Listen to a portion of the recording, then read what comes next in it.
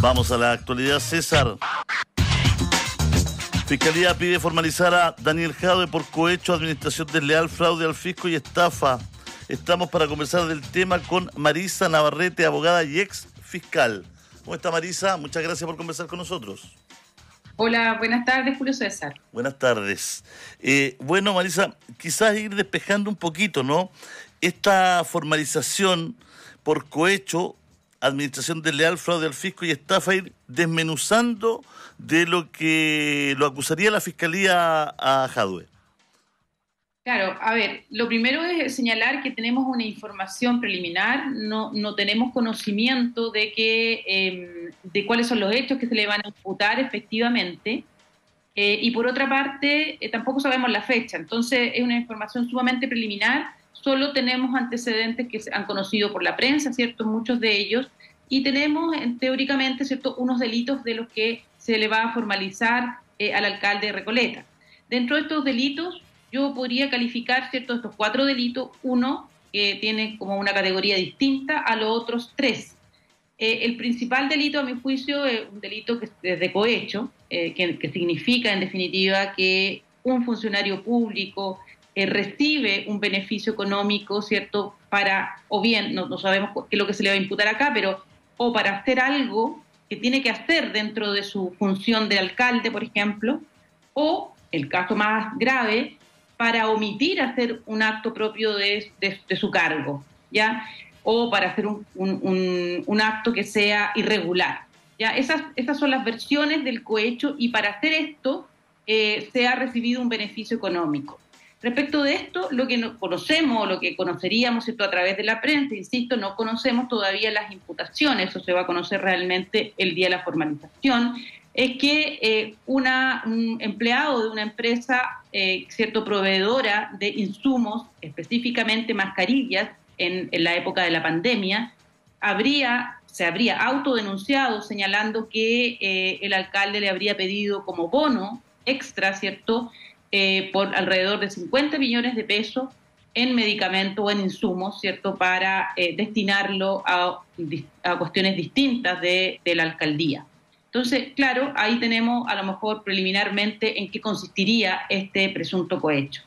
Los otros delitos, que son administración desleal, fraude al fisco y estafa, todos ellos son de alguna manera delitos que son de fraude, o sea, son delitos que usan una información distinta a la real, ¿cierto?, con el objeto de, o no con el objeto necesariamente, pero que perjudican o al Estado o a un tercero. Por eso hablamos siempre de la estafa, ¿cierto?, es un engaño, y con este engaño una persona determinada sufre un perjuicio económico. Lo mismo que el fraude al fisco. El fraude al fisco es lo mismo que una estafa, pero la característica que tiene el fraude al fisco es que ese tercero es el Estado o las municipalidades. Entonces, yo engaño al Estado, engaño a la municipalidad con un hecho, y entonces cometo este delito defraudándolo económicamente.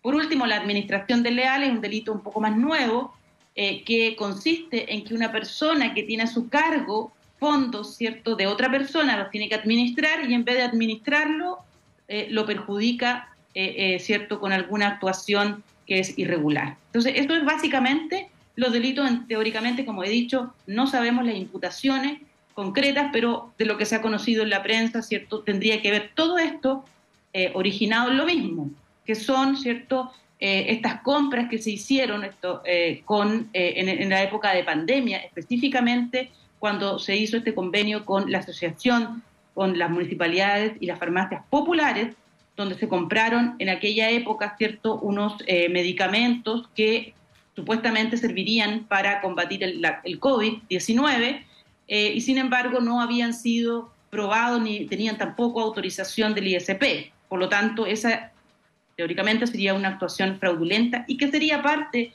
de las imputaciones que serían, ¿cierto?, hechas al alcalde el día de su formalización, y que darían sustento probablemente al fraude al fisco al menos. ¿Esto todo estaría enmarcado en la época de pandemia, o aún falta información para saber si hay se le van a imputar delitos de otra fecha, digamos? Claro, es que no, como digo, no sabemos porque tenemos una información muy preliminar y lo estamos construyendo solamente con la información que aparece en los medios de comunicación. Pero bueno, la formalización, y aprovechemos de recordar que la formalización es un acto de comunicación, ¿cierto?, ante un tribunal de los hechos que se están investigando. Por lo tanto, teóricamente también, la formalización es una garantía para la persona que va a ser formalizada, porque va a conocer por fin, ¿cierto?, de qué se le está investigando derechamente. De hecho, si uno lee o escucha las palabras del alcalde recientemente, él lo que dice es, qué bueno que me van a formalizar porque por fin, ¿cierto?, vamos a llegar a una etapa en que me voy a poder defender. Y eso teóricamente, digo teóricamente, es verdad, la formalización es un acto de garantía. Lo que pasa con la formalización es que se origina una segunda consecuencia, que es la posibilidad que tiene el Ministerio Público de pedir medidas cautelares asociadas a esos hechos que se comunican ante un tribunal. Y eso es lo grave cuando se formalizan a las personas, porque se le piden medidas, normalmente medidas intensas, porque si le estoy pidiendo, por ejemplo, a un alcalde que es funcionario público, le estoy imputando varios delitos, varios de ellos que son delitos de corrupción, delitos funcionarios, obviamente las medidas cautelares son las que están puestas en la mesa. Estamos hablando de prisión preventiva, arresto domiciliario, esas son el marco, ¿ya? Para que ello pueda suceder, sin duda, que la Fiscalía tiene que demostrarle a un tribunal que tiene todos los antecedentes que sustenta esto. O sea, no basta con decir y comunicar ciertos hechos, sino que además la Fiscalía tiene que sustentar esto en antecedentes que den cuenta de que se cometieron presumiblemente los delitos. A ver, aquí hay un tema que es bien relevante y que yo creo que es interesante saber, o es lo que la gente se pregunta. Yo sé que es muy apresurado, pero estamos hablando de qué penas arriesgan este tipo de delitos. Claro. Mira, en general, los delitos, esto como diferencié, ¿cierto? El cohecho es un tipo de delito y el resto, los otros tres, son delitos de fraude. Los delitos de fraude, en general, se penan según el monto del perjuicio causado. Hasta el momento no tenemos claridad respecto del monto que se le va a imputar al alcalde, pero partirían los más bajos de 541 días hasta los 5 años de privación de libertad. Pero si son reiterados, bueno, se va aumentando, o si son más de uno. En el caso del cohecho va a depender si se le va a imputar al alcalde que recibió un beneficio económico para hacer lo que siempre tenía que hacer como alcalde, o en el caso que sea más agravado, Ahí tenemos un problema con la señal. Era bien interesante lo que nos estaba explicando nuestra entrevistada. Vamos a tratar de volver a generar, ¿no es cierto?, este contacto con Marisa Navarrete, abogada, pero también exfiscal. Estamos hablando finalmente de la formalización a Daniel Jadwe, cohecho, administración desleal, fraude al fisco y estafa. Estábamos precisamente preguntándole qué pena podía arriesgar el alcalde de Recoleta, ¿no es cierto? Tenemos entendido que la Fiscalía pedirá la prisión preventiva para Daniel Jadwe. Vamos a retomar, sí, vamos a retomar. ¿Escucha ya? Sí, ahí sí, Marisa, muchas gracias. Estábamos hablando de las penas que arriesga el alcalde de Recoleta y usted estaba haciendo unas especificaciones que eran bien interesantes, por favor. Sí, lo que yo decía es que los delitos de fraude se penan según el monto del perjuicio. Todavía eso no lo sabemos, ¿cierto? Por lo tanto, pero de todas maneras puede llegar hasta los 5 años de privación de libertad. Si es que se trata de uno o más delitos, entonces en este caso va a aumentarse la pena. Pero en el caso del cohecho, si es que se le imputa al alcalde que ha recibido un beneficio económico para actuar de manera indebida, con infracciones a los deberes de su cargo, estamos hablando de un delito de cohecho agravado que puede llegar hasta los 10 años de privación de libertad.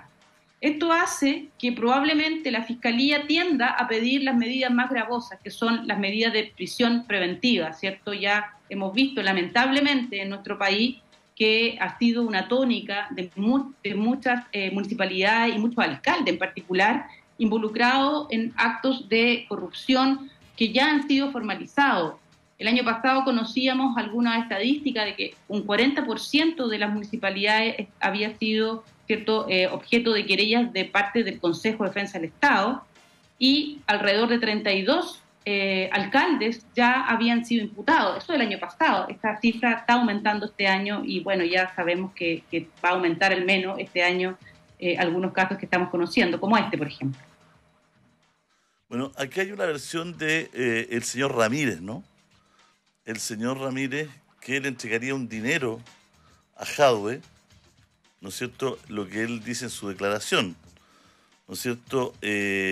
Ramírez dice que el jefe comunal le dijo que dicho gesto, entregar cerca de 50 millones en insumos médicos por fuera de Achifar, les garantizaría que Best Quality, su empresa, siguiera como proveedor principal de las farmacias municipales, y la participación en el futuro en otra iniciativa que por esos días urdía al alcalde PC, los supermercados populares, con el objeto de no estropear las relaciones y teniendo a la vista la calidad del alcalde de Enerjadove, accedimos como empresa a efectuar esa donación, declaró Ramírez el 9 de agosto del 2021, y ahí, con dicha confesión, la fiscal Herrera caratuló el caso como cohecho y decretó la primera reserva de los antecedentes. Leo esto, ¿no es cierto?, textual, porque el cohecho, entiendo, es acá lo más grave, ¿no?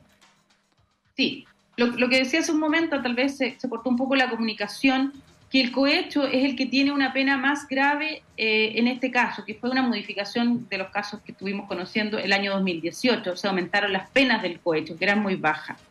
Y aquí el cohecho agravado, que se le llama, se trata de acciones que se realizan por un funcionario público con un beneficio económico de por medio para actuar de manera indebida, para actuar con infracción a los deberes de su cargo, ¿ya? Y en ese caso, por cierto que tenemos un caso, si es que fuera cierto, que el pedirle o solicitarle este bono en medicamento de alrededor de 50 millones de pesos constituye una infracción a los deberes de su cargo, porque el destino de este bono sería, ¿cierto?, un objetivo distinto de la municipalidad a la cual estaban, ¿cierto?, destinados. Por lo tanto, ello, por cierto, es una declaración que está haciendo una persona, un tercero, un civil, que está reconociendo además un delito, porque la persona se castiga el cohecho no solamente al que recibe, sino también al que entrega un dinero, un cohecho, que es en este caso el cohecho del privado, ¿ya? Y me imagino que también la Fiscalía lo va a formalizar a él por este delito de cohecho. Claro. A ver, hay muchas preguntas en este caso que es bien interesante porque la investigación es larguísima, Marisa. Es alrededor de 2 años, ¿no? Sí, sí. Así es una investigación bastante larga, pero esto no nos extraña mucho por parte de la Fiscalía, porque por una parte son casos que son complejos de investigar y no necesariamente tienen una inmediata respuesta. Pensemos en el caso, por ejemplo, de Katy Barriga, también es una investigación bastante larga, porque se recaban demasiados antecedentes que no son fáciles de analizar tampoco. No es que el fiscal los analice en forma particular, sino que lo hace a través de las policías. Entonces se hace esto a través de informes, se le pide informe, por ejemplo, si tengo que levantar el secreto bancario, entonces se tiene que pedir una autorización judicial, luego se tiene que pedir al banco que la cumpla, se tiene que enviar los antecedentes, luego estos antecedentes enviarlo a una policía, la policía tiene que analizarlos y mandar un informe. Y eso es bien largo porque obviamente los recursos investigativos son bastante limitados, sobre todo en materia de análisis económico. Ya el año pasado aprobaron la ley de delito económico y van a tener varias deficiencias en torno a los recursos que tiene el Ministerio Público y las policías para poder investigar adecuadamente esos delitos, porque no se requieren solamente personas que analicen, sino que especialistas en que puedan interpretar ciertas cosas. A veces son cosas simples, un cohecho a lo mejor, bueno, está el cohecho en mi cuenta corriente o no, pero no siempre los delitos de cohecho son tan fáciles y tan obvios como que alguien va a depositarle un cheque por 50 millones, ¿cierto? Y que le va a poner el nombre a la orden de... No, son cosas bastante más elaboradas de poder investigar. Pensemos en el caso que se ha conocido hace poco también, que se va a formalizar al alcalde de Rancagua, donde se ha dicho también en la prensa que este sujeto habría tenido una tarjeta de crédito utilizada por, o sea, que era de propiedad de un particular y que se la pasó al alcalde para que él hiciera sus compras privadas. Entonces, ese es un delito de cohecho también, pero no es fácilmente comprobable porque ¿cómo vas tú a probar fácilmente que una tarjeta que tiene un titular distinto esté utilizándose por un funcionario público? Entonces, a eso me refiero. Las causas son largas y 2 años y medio dentro del marco de las investigaciones de este tipo del Ministerio Público, la verdad es que no son tan largas. Hay otros casos que son sumamente largos y por supuesto que no se puede tolerar algo tan largo, como por ejemplo el caso de Soquimich, que se está viendo actualmente en Valparaíso, ¿cierto? Ya ni me acuerdo, como 8 años, y las personas incluso han estado formalizadas por mucho tiempo. Entonces, a eso me refiero, que son casos largos, pero que habitualmente son así por las razones que he estado contando. Claro, pero en el caso de Jadwe, si esto prospera y sigue adelante, él se va al 2024, no puede ir a la reelección incluso, ¿no es cierto? Entonces uno siente como ciudadano, estoy tratando de interpretar además mucho lo que nos escriben, que todo esto llega siempre a destiempo. Como con Torreal, llega a destiempo cuando ya no están. Sí, así es. Así es. Bueno, esto es el desafío. Yo estoy explicando por qué sucede el fenómeno Sí. que no debiera suceder. El ente persecutor debiera tener todas las herramientas para actuar eficazmente, porque recordemos que uno de los objetivos de la persecución es evitar que se siga cometiendo el delito. Pongámonos en el caso, por ejemplo, de este fraude, el gran fraude tributario que ya no me acuerdo de miles de millones que se descubrió hace poco, el año pasado, a finales del año pasado, ¿cierto? La más grande defraudación tributaria de la historia, la calificaron. Y eso sucedió durante ¿cuántos años? Mientras el Servicio de Impuesto Interno, que era el organismo fiscalizador, no lo detectó, y si lo detectó varios años tarde. Entonces, ¿qué pasa? Si esto se hubiese realizado oportunamente, no esperar 6 años, sino haber esperado al menos 2 años, 3 años, todos los casos de defraudación posteriores se habrían evitado y se le habría evitado, en definitiva, y eso es lo que importa, un perjuicio al Estado bastante relevante si es que los órganos encargados de fiscalizar y perseguir el delito hubiesen actuado oportunamente. Bueno, interesante esta conversación que llevamos porque en algún sentido, ¿no es cierto?, creo que toma fuerza el tratar de acelerar los casos de investigación a autoridades, ¿no? Autoridades que, mientras están en el ejercicio de su cargo, es bien interesante ante acusaciones tan graves que ojalá se despeje rápido. Sí, claro. Un caso, un ejemplo de investigación rápida fue esta de Sergio Muñoz, que fue una cosa que no alcanzamos ni a darnos cuenta cuando ya Sergio Muñoz, el exdirector de la Policía de Investigaciones, ya estaba en prisión preventiva. En realidad fue bastante rápido. Pero bueno, a diferencia de este caso, el caso de Sergio Muñoz estaba muy probado por los propios WhatsApp del señor Hermosilla, que ha tenido una nutrida, ¿cierto? Digamos, difusión por parte de los medios de comunicación y, bueno, precisamente por haber encontrado algo que también era obvio, fue muy rápido. Entonces, cuando se tiene la información, se tiene que actuar. El tema es que ahora, en este caso, no lo sé, en otros casos tampoco, no sé si se ha tenido la información suficiente, pero cuando se tiene, y ese es el punto de quiebre aquí, si yo tengo como fiscal la información suficiente que amerita pedir una formalización y una medida cautelar, tengo la obligación de actuar oportunamente, porque si no lo hago, pero el testimonio, obviamente es una falta Marisa, de servicio. Pero el testimonio de Ramírez, ¿no es cierto?, el que yo leí de Best Quality, SPA, es el 30 de junio del 2021 a las 18 horas. O sea, Sí.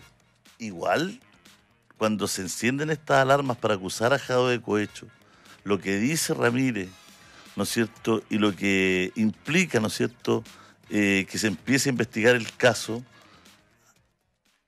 es una cantidad de tiempo brutal.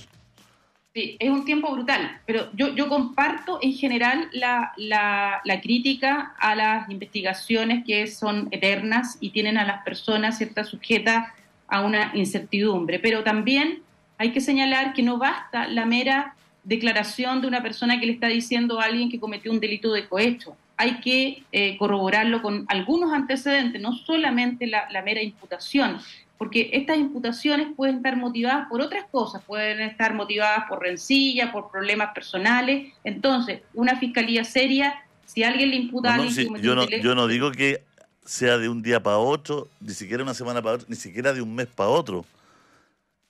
Quizás se tomarán un año, pero es que se van 3 años. Claro. Es demasiado, yo lo comparto, es demasiado. Entonces finalmente, si a lo mejor esto se hubiese tomado con celeridad, estaríamos hablando de alguien que ya es formalizado al inicio prácticamente de su periodo y no al final, pues. Claro. Entonces, y pensemos que se pueden haber cometido. Y eso otros para la delitos, fe pública, porque estoy pensando en la fe pública, y eso para la fe pública yo creo que reviste interés. Reviste mucho interés, y aquí los obligados a dar explicaciones son quienes, los propios fiscales. Establecer por qué se ha demorado tanto en ejecutar, en resolver y decidir una formalización, porque obviamente yo digo, tiene que haber antecedentes que lo corroboren, pero no puede demorarse 3 años, 2 años en corroborar un caso bastante específico, porque tampoco en el caso del cohecho, solamente en el caso del cohecho, si alguien dice que le pagó un bono por tanta cantidad de dinero, bueno, habrán actuaciones investigativas que me van a permitir rápidamente acreditar o desacreditar esa imputación. Pero vemos que ha pasado mucho tiempo. En realidad, como digo, creo yo que la justicia cuando llega tarde ya parece que no es justicia, ¿verdad? Pero por otra parte también hay que ver las razones que tendrá el Ministerio Público y eso habría que preguntárselo a la Fiscalía. Bueno, le envío un abrazo gigante. Muchas gracias, Mariana, porque la verdad es que da gusto conversar ahí con una persona, Marisa, perdón, con una persona tan clara ahí que porque de repente el lenguaje a veces es muy difícil, pero usted nos ha dejado súper claro todo lo que implica este caso. Marisa, muchas gracias. Qué bueno. Un abrazo. Qué bueno. Gracias, Julio Que esté muy bien.